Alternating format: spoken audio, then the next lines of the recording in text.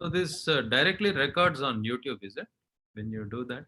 Yes, it directly records on YouTube, but you have to send the link to people who are trying to watch on YouTube, right? Oh, okay. Yeah, that's why I have to.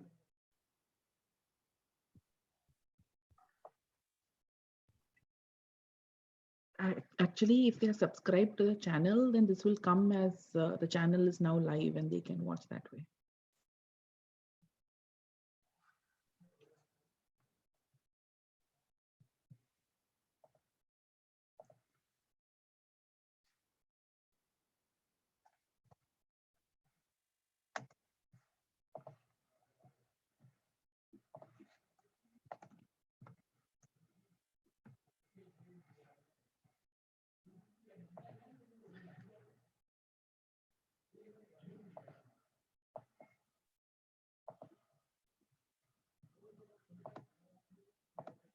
Yeah, I should be back now. No, display the.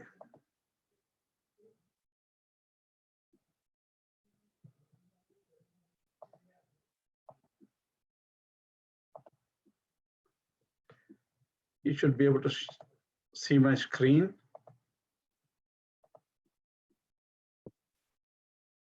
Yeah, we can see. Okay, very good. Let us start then.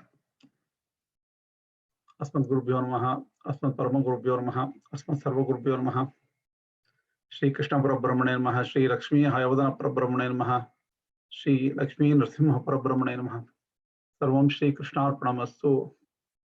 So now we will be talking about the lecture 34. Okay. In the last class, we probably not mentioned Tam Stataiva Bhajamyaham was said. The word Bhajami being said by Lord Krishna himself, that he is praying to his own devotees. There Bhajami means it's not prayer, it's actually direct Darshana. That means he will become apparent. He will appear in front of his devotees. That is the Bhajami word there. Just want to make a note of it so that people understand it.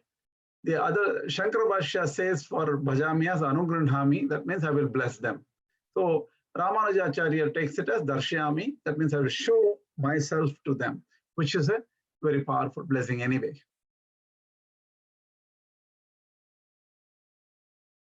Last time I didn't mention, I just showed this slide, but forgot to mention about Mudal Tiruvandadi 44.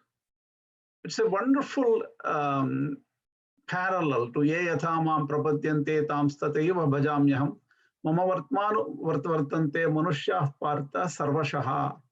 This shloka is reflected in Mudal Tiruvandadi. Pohe Alwar says, Tamar Uhandad Yavuruvam Avuruvam Tane. Tamar means devotees. Uhandad means what they like. Yavuruvam, what form they like. Avuruvam Tane means he takes the same form as what was liked by the devotees. That's an amazing, amazing coincidence that shows that jnana, when the Alvars just go to meditation, they can find the real jnana and directly realize the jnana. That's the beauty about this.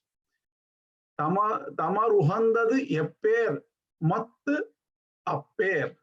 Tamar uhandad. That means those devotees, whatever name by which they call the Lord, that is the name I take. That's what Lord says. That's what Alwar says, that the Lord takes the name called by the devotees. Yavannam Shindit Imaya Dirupare Avannam Aryan Am. Ayan Am. Ayan means the person who with the chakra, Sudarshana chakra, that Lord. Yavannam Shindit, in whatever form you think about him, continuously, Imaya Dirupare means Manmayaha Mam Upashritaha. That means being totally absorbed in that Lord and contemplating on that Lord in whatever form, Avarnam Ayan Am, that holder of Sudarshana Chakra will take that form. This shows the universality of Bhagavad Gita. That means it's not restricted to India. Anybody, an Eskimo can think of God like ice being God. It doesn't matter. Lord becomes that. That means this universe, he can express himself through any object whatsoever. And in any language, he can be called. And he appears to people in whatever form they want. This is an amazing aspect of Hindu Dharma brought about in Bhagavad Gita as most universal. You can refer to this Koil.org, Divya Prabandham. In fact, Antonio sent me a note that Koil.org, is that a good source? I think it's a very good source. For particularly Tamil Prabandhams, they have very good online explanations. You can check it out. I have put the link below. So this is what I want to mention about the universality of the message of Gita. That's very interesting.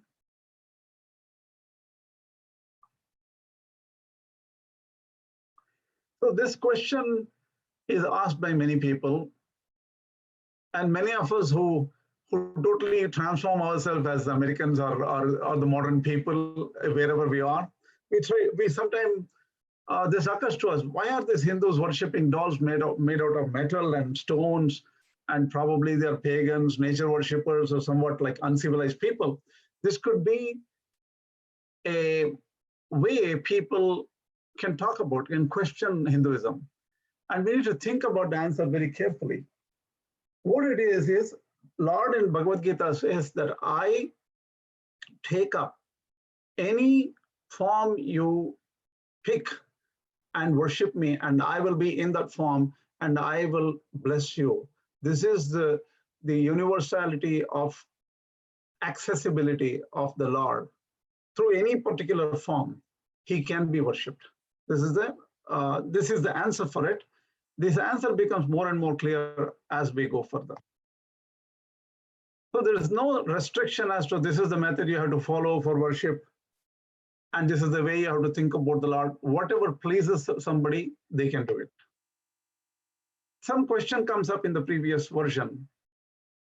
Birth is full of defects, right? The moment people are born, a lot, they have hunger, they cry, they have their thirst and hunger and all these things. They have to think about their future, everything like that. The birth itself is full of defects.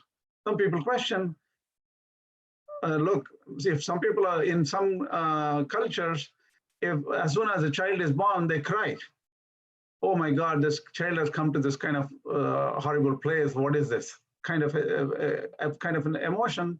Many other cultures, they are very happy that the child is born. That's a different question.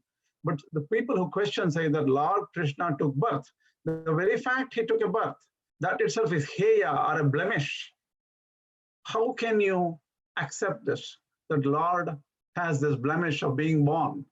He should be beyond, up in the clouds, something totally different, and should not be even take the birth, because the birth is reserved for people who are bound in samsara, who have karma problems, like all of us.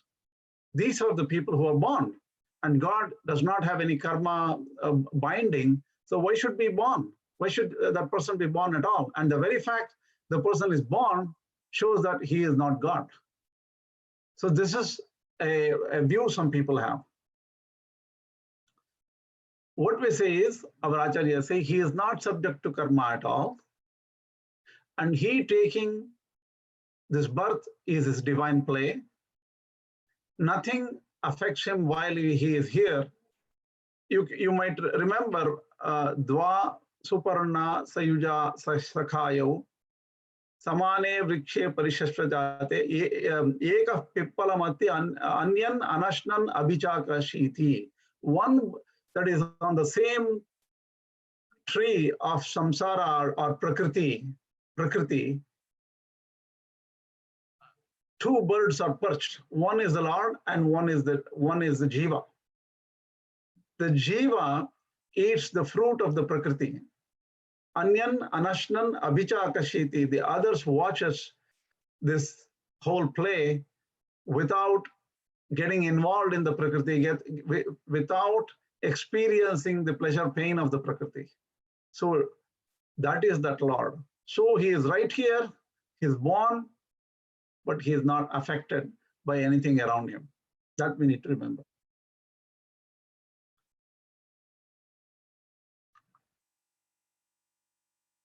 So we have finished the shloka. The next shloka is Kankshantah Karmanam Siddhim Ejantaihi Iha Devataha. Okay, I think there is some mistake in my PowerPoint. One of the questions we already answered should be taken up. How come Lord has fear and grief, etc. in the Avatara? When Sita was forcibly kidnapped, there was fear and there was grief, not fear at the time, grief, things like that. Fear of losing, maybe fear of having lost lost his wife. How can the Lord have such emotions at all? That question would come up. And the answer to this question is, during his Lila, Lord shows these emotions, which are just mere acting. He's a perfect actor, I should say. Tena vanchayate lokan. Mahabharata says, Udyoga Parva, I think, 67:15. Tena vanchayate lokan. By acting differently, that Lord fools everyone. But it's not to fool, but actually to teach everyone dharma, or to teach something, he acts in different forms. So such a grief, etc., does not really bother that Lord. That only bothers people who are bound in samsara. So that another question was answered there. Now we come up to the next shloka, Kankshantah Karmanam Siddhim Yajanta Iha Devataha Kshipram hi manushe loke siddhir bhavati karmajaha. Till now, what we covered, according to Ramanujacharya, is the current topic of Avatara Rahasya, which was just an incidental topic, right? It just happened that because of Karma Yoga was taught long time back by Vivaswan, Lord himself taught Vivaswan. And then Vivaswan Manave Praha, Vivaswan taught it to Manu. How can Lord teach Vivaswan, who existed about 28 yugas, long time back? That question came up by Arjuna. And to answer that question, Lord Krishna talked about Avatara Rahasya. Then now the topic of Karma Yoga is being talked about, which is the central core of this 4th chapter. The idea to be imported is Karma Yoga itself is of the form of jnana. For Ramanujacharya, karma and jnana are very integrally connected. So Karma Yoga is a form of jnana itself.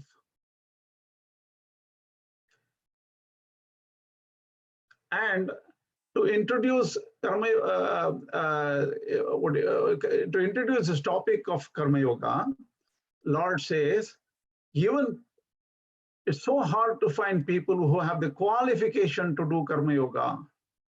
Karma Yoga is not very easy. I have heard some people talk loosely about Karma Yoga and Jnana Yoga. Oh, we are Karma Yogis. We are just husband and wife in Grihastha taking care of children. We are just Karma Yogis. They just casually drop the word Karma Yoga. And in whatever they do, whatever good or bad they do, whatever, they just name it as Karma Yoga very easily. Karma Yoga is not that easy. We'll see what happens. Kankshantah karmanam siddhim yajanta iha devataha kshipram hi manushe loke siddhir bhavati karmajaha. So Kankshantah karmanam siddhim means those who desire the fruits of their action Yajante iha devataha. They do yagas, homa, dana, and all these kind of activities for devatas, like Indradi devata. Khipram hi manushe loke siddhi bhavati karmajaha. Whatever karmaja siddhi, that means whatever is accrued by karma, whatever fruits of action are there that easily come up in this world of human beings. That's why you don't find people who are seriously interested in the Lord and who are mumukshus, who want moksha rather than petty fruits of actions prescribed in the Vedas. Ramanuja Bhashya says, Idanim prasangikam parisamapya prakritasya karmayogasya jnanakarata prakaram bhaktum tathavida karmayogadikarinah durlabhatvam aha kankshante iti. Such people who are qualified to do karma yoga are rare. That's what Ramanujacharya says. In further in the Bhashya, sarvayeva purushaha. He says everyone, just almost there is no exception, almost everyone. Purushaha means don't think that it's just men. Purushaha means purishete iti purushaha. Purishete iti purushaha. That means the person who has a body. Men, women, everybody have a body. So the thing is, everyone, every embodied soul, karmanam phalam kangshamanaha, desirous of the fruits of actions. Karma here is yajnadi karmas. The fruits of actions could be putra, pashu, phala, anything could be, victory in a match, success in education, starting up a new venture and being successful in it. It could be anything. Palam Indradi Devata Yatha Shastram Yajante. In the Shastras, there are statements and methods of worship of these Devatas. And these Devatas are supposed to give fruits very quickly. In fact, there is a Sloka called Vayurvai Kshepishta Devata. Why in the I think in Yajurveda it is said, and that quotation I have mentioned in my slides too. Vayurvai Kshepishta Devata. Vayu means the Vayu is the Lord, wind Lord, right? The Lord Vayu Devata. Kshepishta Devata means you do some yajnas to Vayu, you quickly get the results. He's an easily pleasable Lord, Devata. He will give benefits to you immediately. So it is said that, it's said like that. Using all these ideas, the ordinary people, pretty much every one of them, do serious yajna yagadis. Now nobody does yajna yagadis. And the other day, somebody and I were talking about Sandhya Vandana also being missed by most people, that most people don't even do Sandhya Vandana. Why are we talking about yajna? This is about the older times where people were doing yajnas, and particularly they were, this is more like referring to Mimamsakas, where yajna karmaiva mimamsakaha, karma is very important to them. And these, whatever is unknown, unknown, to get over this unknown, they try to do yajna yagadis. We have to mention now that because of the tough times around us now, people are now saying, oh my God, I don't have any technical answer, no medical answer for coronavirus and other things like that. I got to think of something different to deal with it. So I'm sure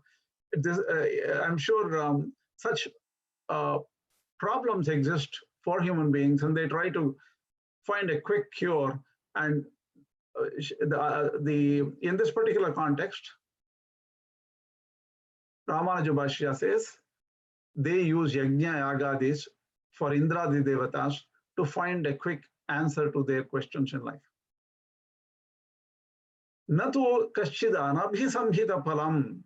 Nobody ever, generally nobody, without attachment to any fruits of action, try to worship the inner Lord, the power behind these Devatas, Indradi Devata, Indradi Devata, Atma Bhutam, the very source power of all these devatas. Sarva yajnanam bhoktaram.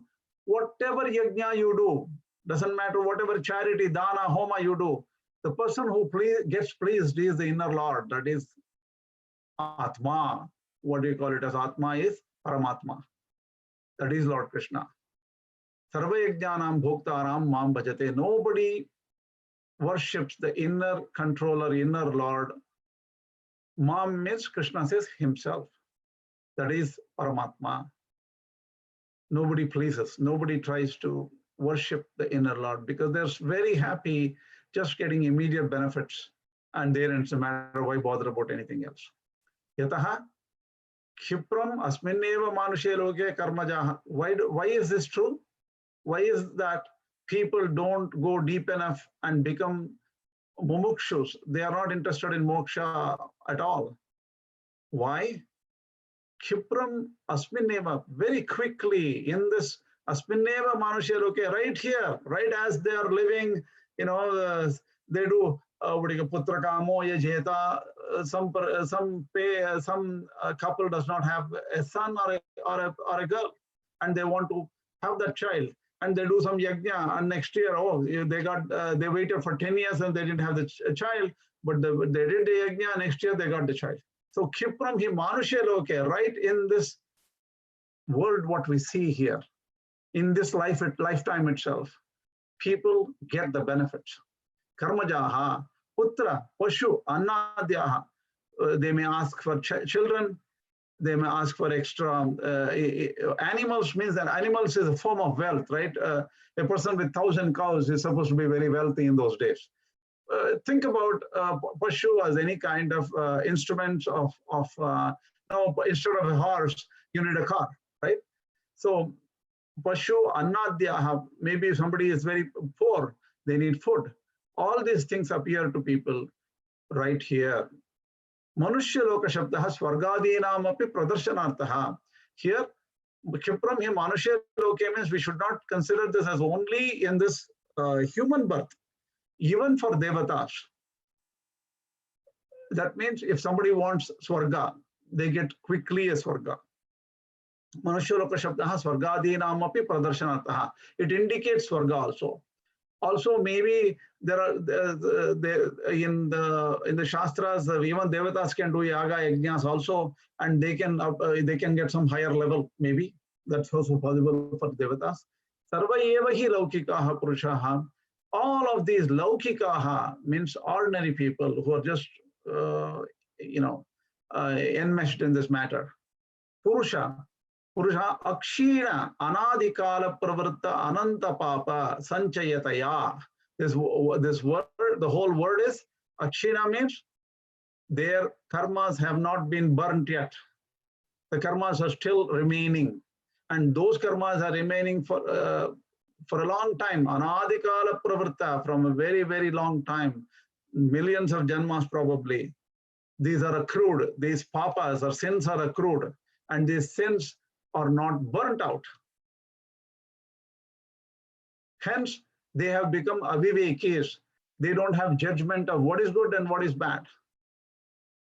Look at how the sins affect a human being. They lose the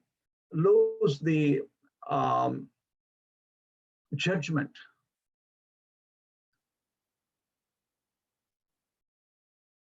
Of good and bad. They take up bad paths, they take the bad decisions in life and get into deep trouble because of Purva Karma, because their buddhi becomes tainted by Purva Karma. Kshipra pala akankshinaha. That means they want quick results. Putra pashva anadi anadyaha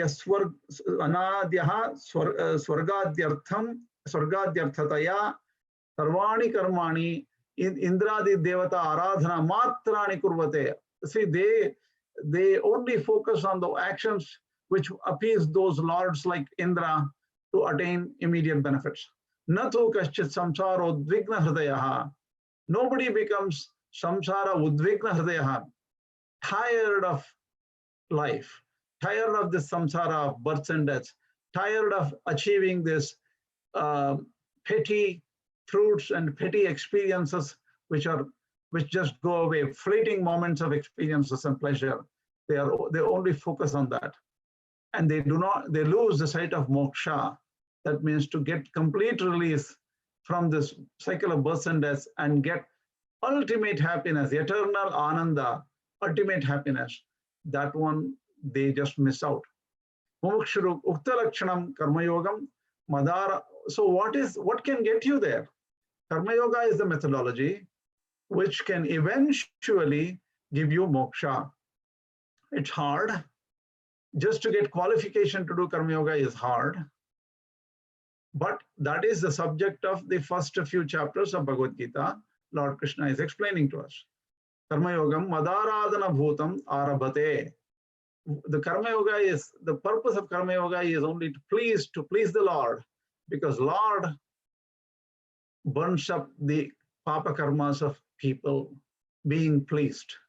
All you need to do is please the Lord through aradhana, which is in the form of karma yoga. This is what is said in the Sloka in Ramanuja Bhashya.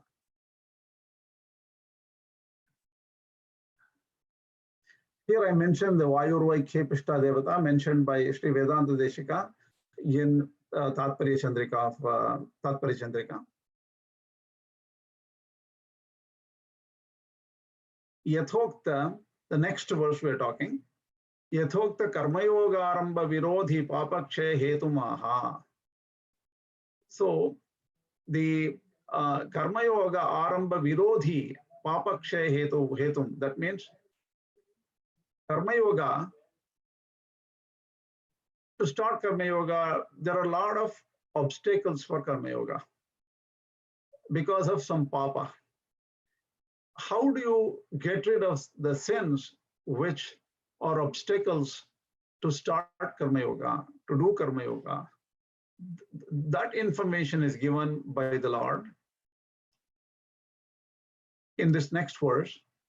Chaturvarnyam maya srishtam guna karma vibhagashaha tasya kartaramapi mam vidhi kartaramapi mam vidhi akartaram avyayam. Chaturvarnyam maya srishtam guna karma vibhagashaha tasya kartaramapi mam vidhi akartaram avyayam.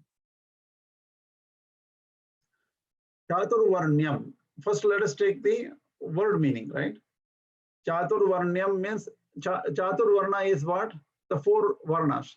Brahmana, Kshatriya, Vaishya, Shudra. There are four Varnas. Varnya means that belonging to these four classes. Chaturvarnyam means those people belonging into these four classes. Maya Srishtam means it was created by me. Lord Krishna says, people belonging to four classes were created by me. Guna Karma Vibhagashaha, on the basis of gunas, which are Sattva, Rajas, Tamo gunas. Karma is the activities the people do. What kind of karmas they are keeping themselves busy with. Guna Karma Vibhagashaha. Based on the karmas and gunas, Lord Krishna has created people belonging to the four classes. Tasya kartaram api mam vidhi. Think that I am, understand that I am the creator, that is the agent behind this creation. Vidhi akartaram avyayam. Also remember that I am not the doer of this classification. It's a funny pun on the word. I'm the doer and I'm also not the doer. So what does he really do and what he doesn't do? All these things can be explained. He's fundamentally responsible for creation as a whole. There's no doubt about it. But he is not responsible for the differentiation. He doesn't choose who has to be born in the Brahmana family or as a Brahmin. Or now again, the big problem comes: is Brahmana is by birth or is Brahmana by action? Lord Krishna says Guna Karma Vibhagashaha. It could be Guna and Karmas in the previous Janmas. It could be anything. Here, this verse is very complicated. Every politician quotes this, and then philosophical problems, political problems, everything arises from this particular verse. So we need to understand this verse in depth so that there is no doubt in any mind, any one of us, that what exactly Lord Krishna has said, and whether it makes sense to us today here in this world. Let's take it up slowly. Don't assume the answers here. Let's think about it clearly. Group of 4 classes, Maya Guna Karma Vibhakasha Srishtam.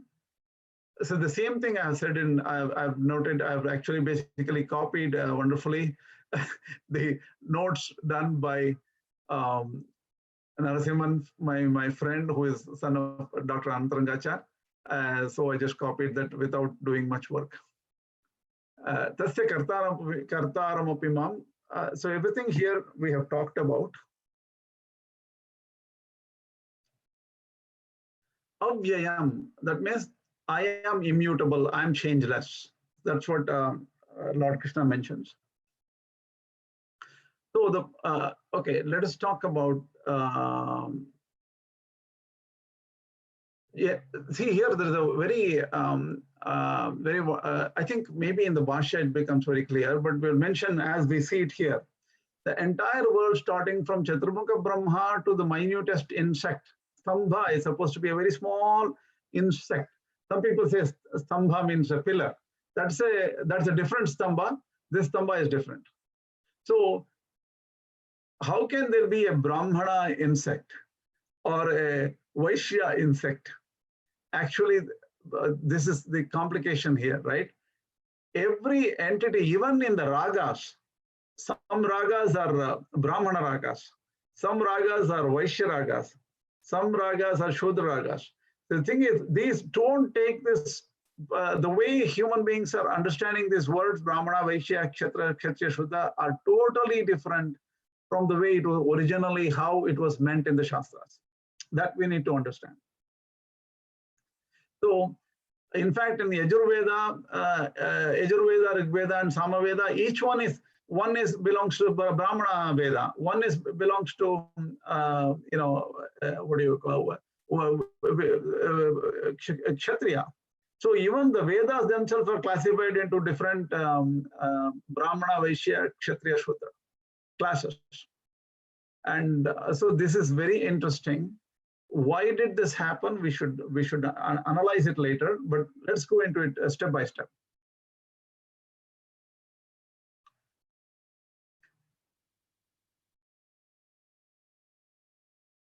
So gunas are like Shama, Dama, Tapas, Shaucham. All these are gunas. Even Lord Krishna explains the Brahmana gunas are Shama, Dama, that is Bhashyendriya Nigraha. That means external senses, sense control of the external senses, sense control of the internal senses like mind and things like that. So these are all gunas that a Brahmana should have. Shamo, Damastapashojam. So we talked about gunas, which is also indicated by Sattva, Rajas, Tamo gunas. Creation is only mentioned to say creation as if somebody else is maintaining them.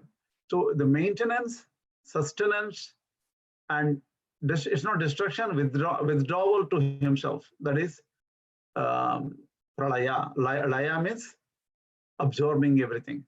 All this are done by the Lord as a Lila.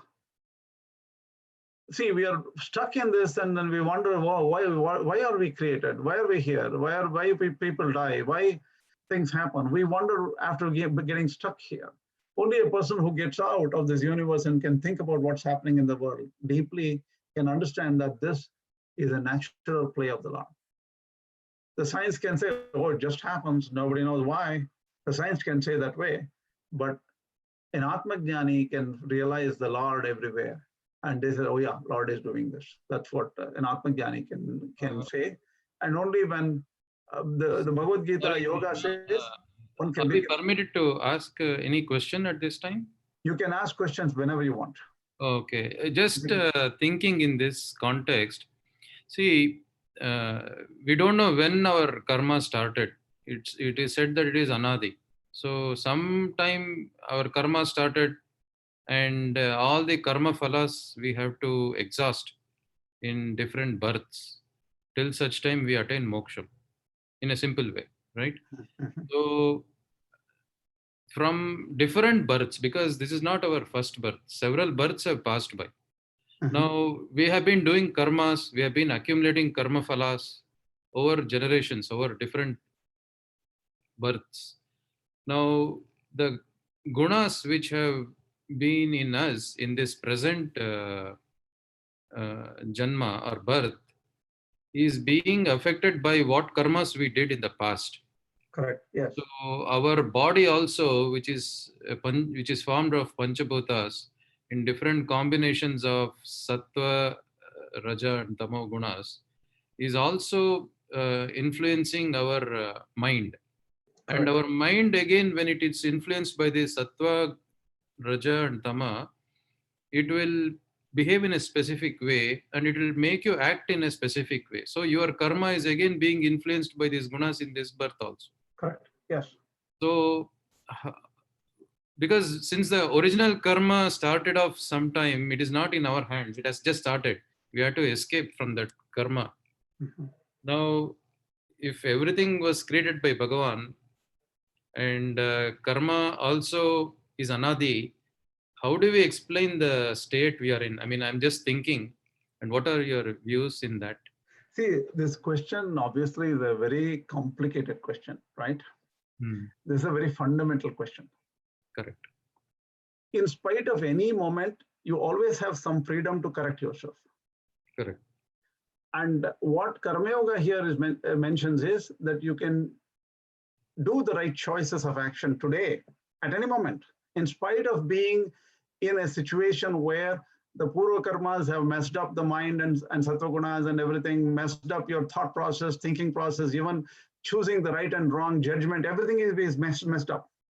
But by satsanga, by having the right connections, interfacing with the right people, slowly you can get away from these problems of Prakriti by the blessing of the Lord. By doing Karma Yoga, which is, Karma Yoga is explained clearly earlier, right?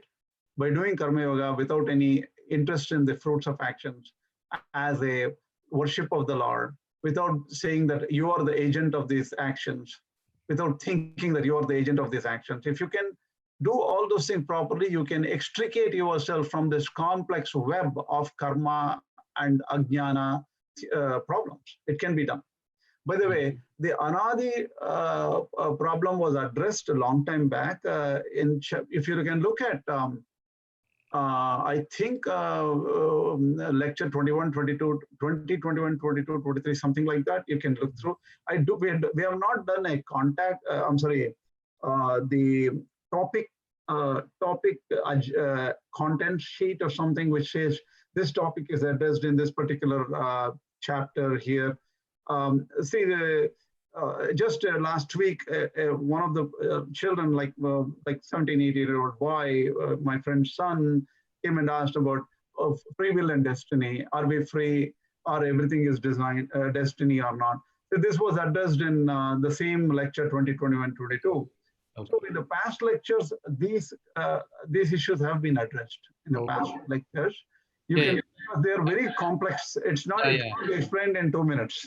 Yeah, I didn't mean to digress here, but just thought, how our karmas, our gunas, everything is influencing us in this janma, so that every thought of ours is influenced that way, right?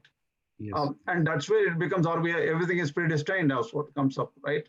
Correct. If everything is, if every thought of mine is completely dependent all on the prior conditions of minus infinity to time is equal to now, t is equal to 0, or t is equal to now, Correct? Yeah. Obviously, I have no choice, but just follow the forces of the karmas, which can force me to do certain things. My future choices are also completely governed by the past. Obviously, then there is no issue. I think that is where the concept of free will comes, where you said rightly that there is some degree of freedom in us which you can use your current intellect and improve your karma phalas going No forward. question. No question about it. So, Yes. so what I suggest is please look at those, and if you still have doubts, let me know, because this is a question people have. Even today, the lectures are not complete by any chance, okay? Because there are hundreds of books written on free will and determinism. So whatever I've covered, I try to summarize what Vedanta Deshika has taught Sure, us, sure. and also Ramanuja has taught us, and also other acharyas like Shankara, Madhvacharya, and all of us have taught us, have summarized some of the views and then put it in there. If you come up, there are some issues like Pratama Pravritti and all, I don't want to indicate right now. There are some problems there. There are some difference of opinions between different sects of Sri Vaishnavism and all. So why don't we, if you have those doubts, let me know. We'll take it up later. Thanks. I think you should proceed. There was just a small question. No problem.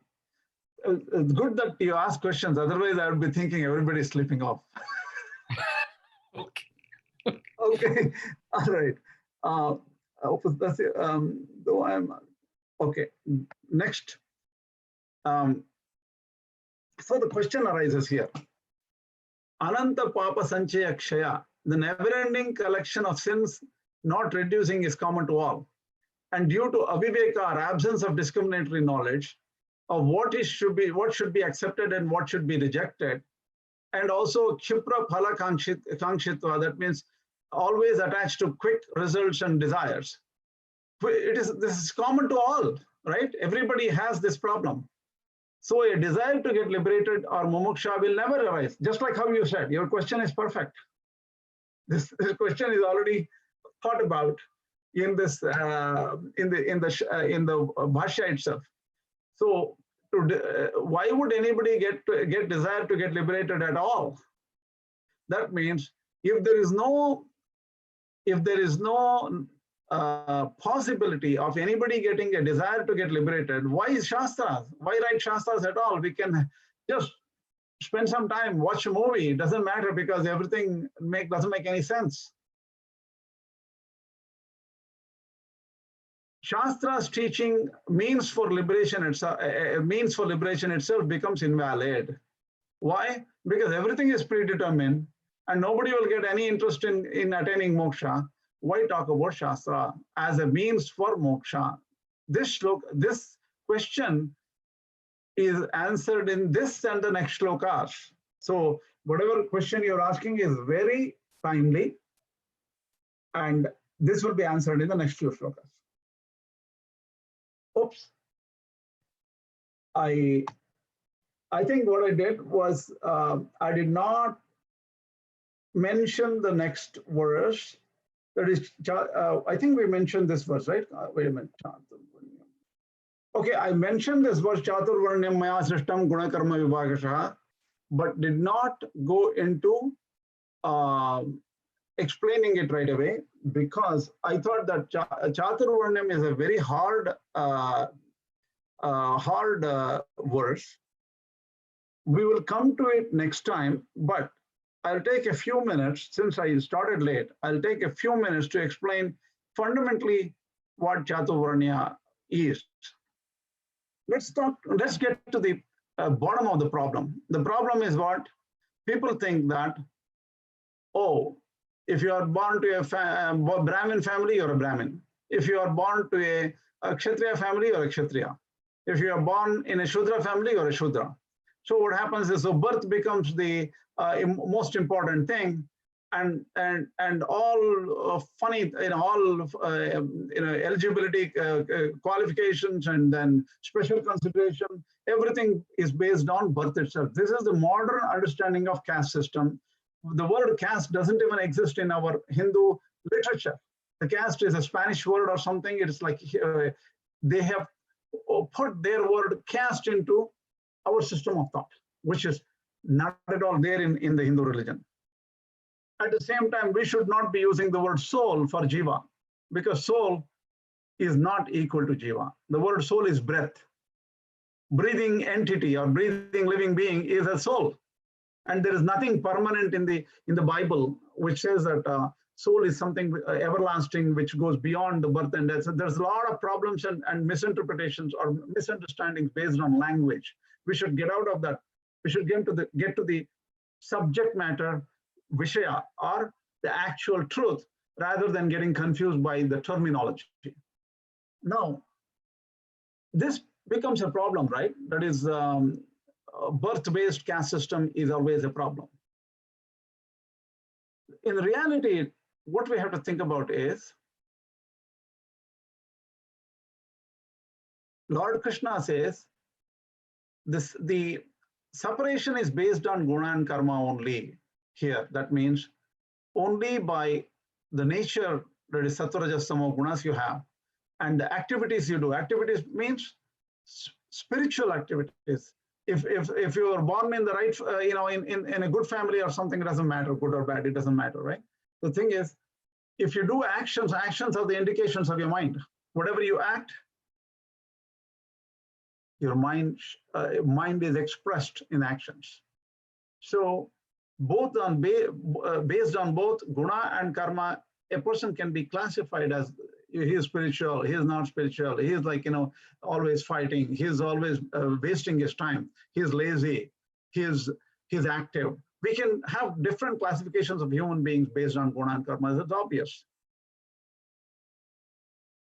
But tying it to birth only is a problem. But now, the Shastra says, Brahma anati iti brahmanaha. That means the person who goes towards Brahman is a Brahmana. In fact, to quote my favorite Acharya, K.S. Vardachar, it seems that somebody asked K.S. Vardachar, oh, today is there is a Shraddham, Devasam Shraddham in our home. We want to invite you for Brahmanartham to participate in our Shraddham. Please come to our home. Nimantranam, they say Nimantranam, right? To invite somebody for Shraddha. Vardachar used to say, I'm not even a Brahmin, why are you calling me? He used to say. Why is that? Because is that Brahman, we don't have the capacity of being a Brahmana, according to Shastra. Why? Brahmana is Brahma anati iti brahmanaha. Person who is going towards realizes Brahman or who has realized Brahman, he is Brahmana. So the true nature of a Brahmin is spiritual perfection, spiritual direct realization of the Lord right here. In fact, Vardachar used to say, when a father gives the mantra of Gayatri mantra to his children, to his say, the person who is getting Punal or Upanayanam, the moment the Gayatri is imparted by the father to the son, it seems there should be a flash of realization of Brahman in the mind of that student. It seems in the past, that was the power of the imparter. The person who imparted the Gayatri mantra had the power to create the flash of Brahman, the realization of Brahman in that young brahmachari. And then that brahmachari used to think about the vision he had and remember that while he is doing Gayatri Mantra Japa constantly. So this is also in accordance with the Shastra verse, Atma va are drashtavyo, shrotavyo, mantavyo, nidhidyasitavyaha. Drashtavyaha means Atma is Paramatma there. That is, Atma is the highest Brahman. Atma va are drashtavyaha. He has to be seen. Atma has to be seen. Mantavyaha, shrotavyaha next. Shrotavyaha means he has to listen to the Shastras. Mantavyaha, contemplate on the Shastras. And then nidhidyasitavyaha, he has to meditate on Atman. This is what is said in the Sloka. So how can anybody meditate on something he has not seen? So during the Upanayana, a person would get the direct sight of Brahman right there. And then he would remember and then contemplate further what this Atman is, what this Brahman is, and then get a better picture. And while doing meditation, he would get direct vision of that Brahman. This was the past. Slowly, corruption occurred. Our activities, what type of job we do, changed. Everyone started doing different kind of works. So the karma, vritti, what they call is vritti is what you do to achieve your food, water, and shelter. That vritti changed. So the Brahmana guna is gone. So today, if you're talking about birth-based separation or birth-based classification, it is ridiculous. There is no birth-based classification now. Everybody is what K.S. Vardacharya said. We would probably expose that particular lecture soon to public. Nowadays, there are no Brahmins. There are only Vaishyas and Shudras are the only one available right now. Everyone is either a Vaishya or a Shudra. There is no Brahmin. That's what our Guru said. So what has happened today should not be taken as Shastra. Today, the birth-based caste system does not work, has not worked. But there is a, then then you still have a little bit of remnant Varnashama Dharma, right? That is, well, still a child of a Brahmin will get, Punal or Upanayana is done. All these things are there. Why is it? Because what the belief is, because supposed to be our grandparents or previous, grandparents or even great grandparents, whatever, santati, right? Ancestors might have done a lot of good karmas, japa, tapa, yajnas, homa, and all these things, and meditation probably. There may be something hidden in the genetic material of current generation. So they, okay, if you can continue with the daily Sandhyavandana, you will get benefit out of it. So why don't you start with Sandhyavandana? Why don't you have a Punal? Why don't you try to achieve the Brahminic life, what people had in the past? All the Brahmana, Vaishya, Kshatriya, all these three can get Punal, and they all Vedhadi Karma is there for all the three classes. So they were given the okay to say that yes, you still seem to have some remnant of genetic material to do it. So why don't you continue? So it's a very complex.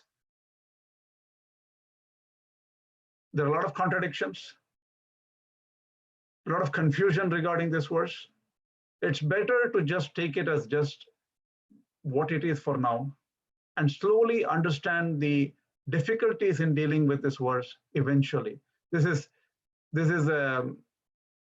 truth will come to us by meditation, by thinking, by sincerely looking at what truth is. And this is not to create discrimination and caste problems in India and whatever they talk about. Let us disassociate reality, politics, and all these things out of this. Try to understand Shastra in the best way possible. That's my view. Any questions? Let me open this lecture for questions, and then we'll see further what to do next class. Just wanted to add in context of this, Krishna. So this is a good way of explaining. What you explained is very good. So in fact, if you see in Purusha Suktam, we have this same verse where the Brahmana, Shudra, Kshatriya, and Vaishya, they all originated. Brahmano Mukamasit, it comes. The Brahmana is coming from the mouth of Bhagavan. So, and same with the other, the Vaishya comes from the thighs, and the Shudra from his Padbyam Shudro Ajayita. So we have seen all of this. So I think what is more important to see is all the four Varnas are meant to serve Bhagavan. in different ways they can serve. So the Brahmana is expected to serve Bhagavan through prayers, through mantras, through chants, through mukham, through mouth. The same thing by Vaishya, who does originally the merchandise or the things which are required for service to Bhagavan. So that is what the Vaishya. And if you see Kshatriya, he is supposed to protect the society and again in the service of Bhagavan. And Shudra, whom the society actually uh, treats it as an outcast or paraya, is the most divine, I would say, because Shudra was born from the feet of Bhagavan. So Shudra is only serving the Bhagavan all the time. See, So yeah, what is your question? What is it a comment or a question? it's just an observation that all of Observation. Now, very good observation, and your reference to Purusha Sukta is extremely timely. Let me also explain a little bit further, because you reminded me of some more information which is useful to people. Okay. See, what it's a community, right? See, the community is what do you call? See, what the Shastras have said is community is connected with each other in the sense that there is a string which is attached from the Brahmana to Kshatriya, Brahmana to Vaishya, Brahmana to Shudra, from Shudra to Brahmana, Shudra to Kshatriya, Shudra to Vaishya. Everybody is connected in this world.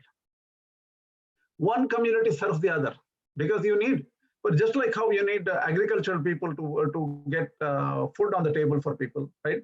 You need the food chain. Even today, does it change? It doesn't change. You need military people to protect when somebody forcibly takes away your land or tries to do something crazy. You need some military people to take care of it. You need, so for a society as a universal cosmic reality, right? The whole universe is our home in a way. Earth is our home. We have to protect our home environmentally and politically, socially, and all those things. So the separation of caste and separation of, not exactly caste, so let's not use the word caste, separation of portfolio is very important. That's one thing. No portfolio is more important than other. Oh, so oh my God, some people ask stupid questions like, look at this Vedas, they are very discriminatory. They put Brahmana as tasya mukamasit, from the mouth. And can you believe it? Shudras are put right down on the feet, they say. So if somebody asks this question, it's so stupid. Why don't we do one thing? Since you don't like feet so much, why don't you take an axe and cut off your feet? Get rid of it, because you don't like it anyway. Why do you want to keep it connected to your feet all along? It's a pain for you. Stupidity. Because why does the brain exist on the top? Why can't the brain exist in my feet? Why is heart here? Why? See, these people are not open-hearted. They're very close people. They say, why is heart not open to public, so that how it beats and how it does? It should be open, right? Why is it protected by a cage of bones and all this protection? Why is this? Nature has its operation. It's like asking, why is the car tire round? Because to rotate, you need it round. You can't have a square tire. Similarly, for every activity, for thought, for blood circulation, for lungs to operate, for everything, there is nature. Similarly, the nature of the world, you need support systems, and the support systems are Brahmana, Vaishya, Shudra. And it seems Kshatriya, Brahmana, the military and the intelligence should work together. Because military can go kill off anybody. Brahmana is like the brain. That doesn't mean the people born in Brahmin families are the brain. It doesn't matter at all. That has no connection there. People have to understand this. Once you become very knowledgeable about the intention of the Shastras, there is no question of problems. There's no question of problems. Last point I just wanted to mention, Sri Rangapriya Swami mentioned something. I wanted to mention this. I asked him, look at this. People marry among same communities. Okay. Somebody said, okay, he's a good boy. And the girl was married to that good boy because he came from the right vamsha. because his grandfather was a great Sanskrit scholar and a Vedanta scholar. His father was a Sanskrit teacher or something, some Tamil Grantha expert or something like that. They got married. But that boy is a useless fellow. He has got all the bad qualities. He's the most sinful papi I have ever seen. Oh my God, why did we do this? We finished this marriage and now we realize that that person is so bad, right? This happens all the time. Because of birth, nothing really transmits completely through birth. For that, he gave a small example. He says, take 2 mangoes. One is a very good type of mango. By nature, it is a rasapuri mango or something, which is the rasapuri is supposed to be a nice mango. It's always sweet or something like that. And there's another mango which is very bitter. It could be some other type of mango. Somebody gives you a rasapuri mango which has become bad already because it's too old and it's stinking, it's bad, right? It's becoming bad.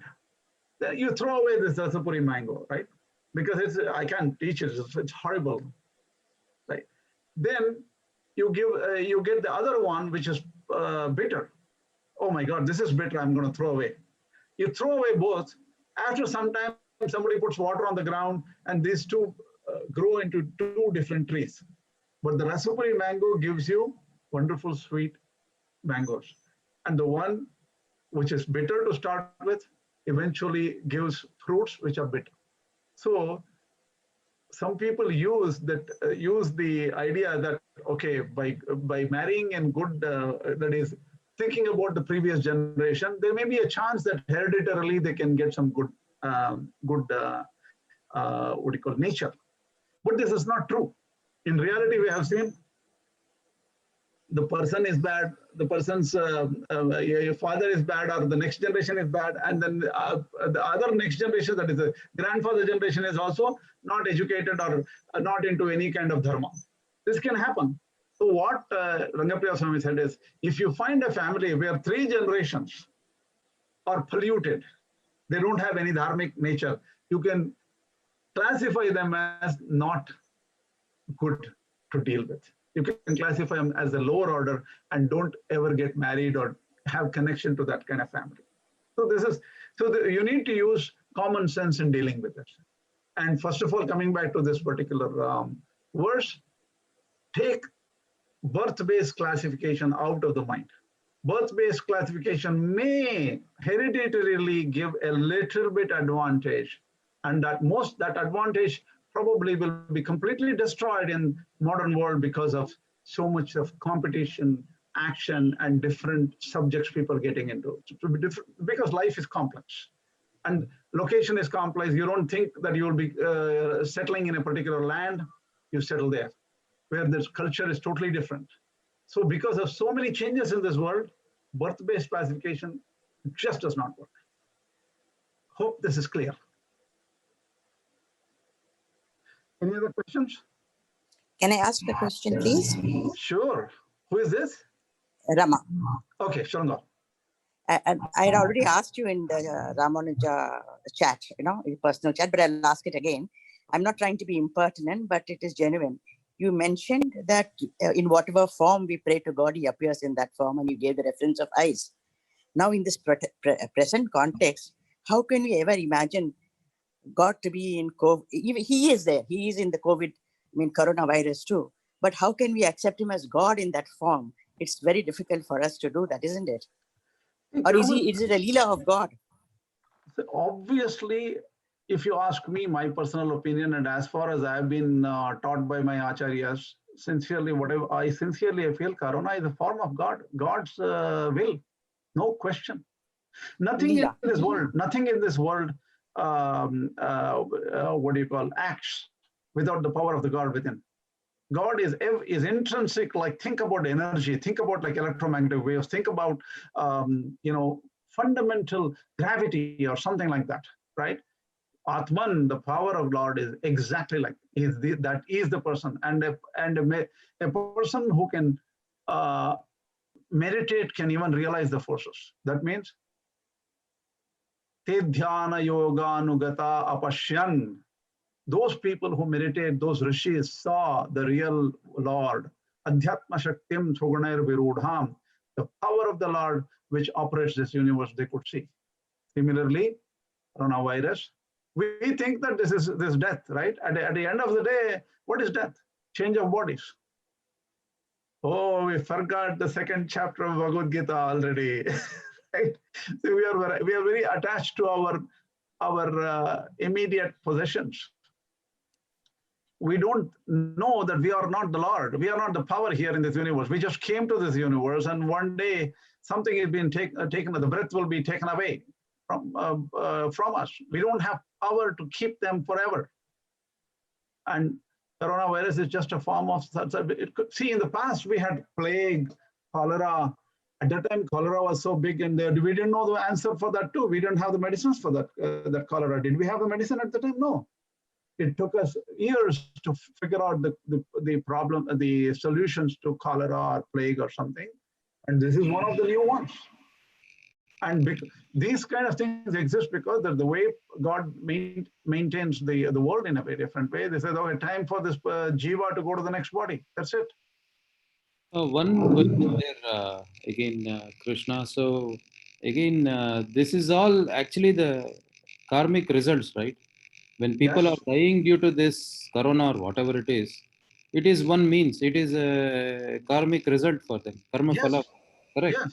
Yes. Now, my question is how, because see, if I have to enjoy something like a good car or a house today, somewhere something I have done good in the past due to some karma which I am not aware. So I am being bestowed with some karma phala today to enjoy this property or whatever. So Every breath simply, you take, huh? in fact, you mentioned, see, we take everything for granted. Now, car is a granted, like, without a car, you can't go to work. So car is granted. But think about what Shankaracharya says is, every kabale narayana, what does it, every mouthful of food you put into your mouth, you think about millions of people in Africa and other people that are dying for that particular, just one handful of food. So God gives everything we are now experiencing is for us the right amount of rain, water, food, transport system, people who give them to your home delivery system. Everything has been arranged for you without your knowledge. The system is working. The system is God. Correct, correct. My question was more of how the same kind of karma phala affects multiple people, even though their At the karmas same time. At the same time. at the What you're same time. saying is your question is similar. In fact, this question was also answered in the previous Oh, 20. okay. What it says in Haiti, there was an earthquake, which is a very poor country, and 100,000 people died in that earthquake. Why did God choose he's such a cruel person? He chose the poor country. First of all, they're looking for food, water, shelter, and then he killed 100,000 people. This is worse than Hitler, right? That question is also answered in the previous lecture. To the amount we know, to the amount how Shastras can tell us. Oh, What it is, see, we are not understanding human beings are only 7 billion people. There are 40 trillion ants, so many billion cattle.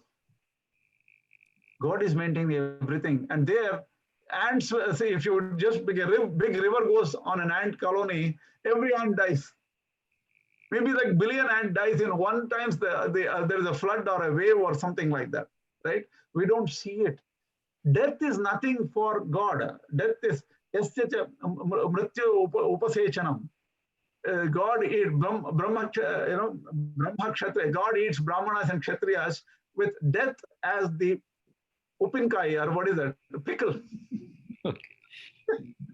He takes a little bit of pickle from the jar and puts it in the Brahmana and Kshatriya, and then he eats it off. For Brahman, there is no. You look at his. He says that is nothing. I just separated out the body and said that person will have a different body with a better body with he can be more directed towards the right path of correction. This whole universe is a correction facility, right? And we think that our purpose is to enjoy and have a big car and, we're having a wonderful 4-bedroom house, the 8-bedroom house, and swimming pools and this one and everything in right here. See, we develop a different, different goals based on what my next door neighbor is, or my classmate did. Oh my God, he did this and I haven't done this. This comparison and other things. This is all an education system designed by God, saying that give values to the right value for this. Today I saw in WhatsApp, I say that all essential activities will be open, like grocery stores will be open, something would be open, everything like that. And all non-essential businesses will be closed. And the non-essential businesses are universities, schools, work, everything. And this guy comes and says that, oh my God, now I realize how many years I have wasted in non-essential activities in my life.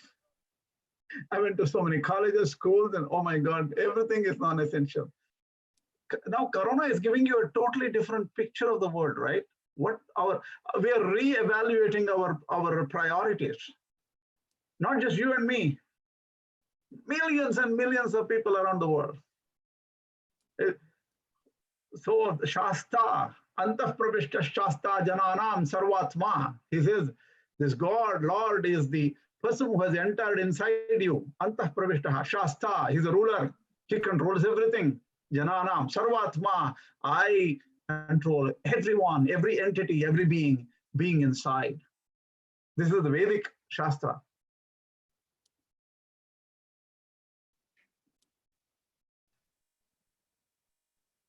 Hope this class made some sense. Any more questions? Very good, Krishna. Thanks for all your. I totally ignored your question. Did I ignore your question, Rama?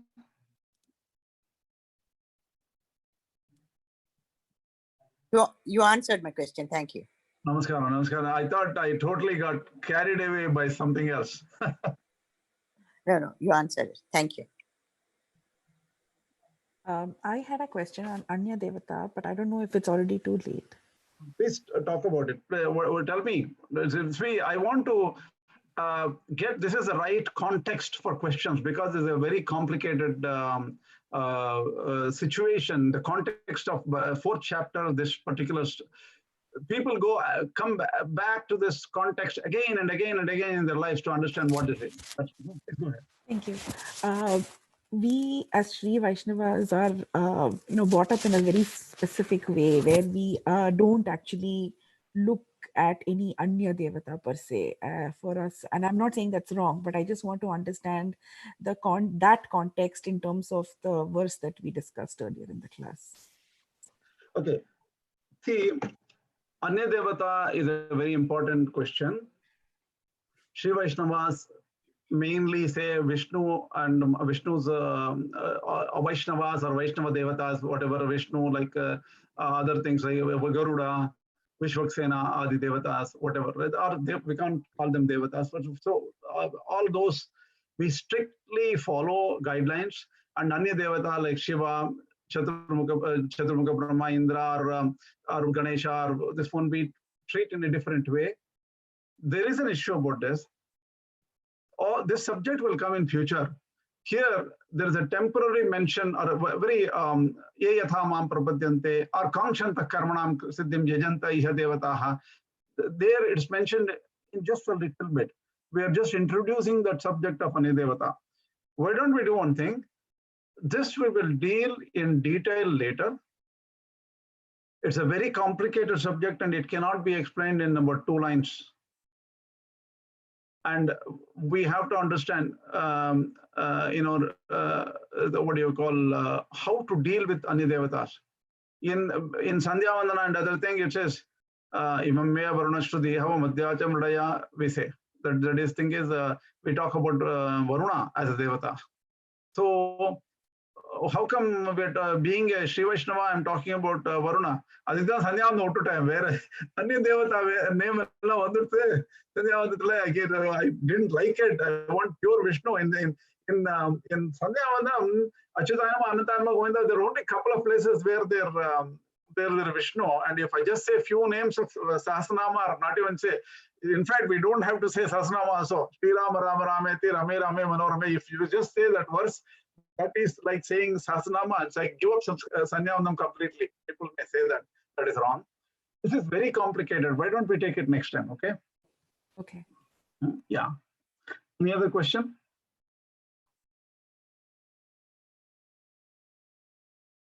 Okay, then we'll stop the class today.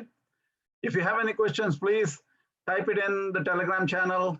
That's easier to do. You may, if you don't want to do the Telegram channel, you can use the email also, Bhagavad Gita groups at Google Groups, Bhagavad Gita lectures at googlegroups.com. You can use that also. You can stop this class today, and good luck for everyone. Asmat Gurubhyo Namaha, Asmat Parama Gurubhyo Namaha, Asmat Sarva Gurubhyo Namaha, Shri Lakshmi Nrsimha Parabrahmane Namaha, Shri Krishna Parabrahmane Namaha, Shri Lakshmi Hayavadana Parabrahmane Namaha. Sarvam Shri Krishna Arpanamastu. Yes.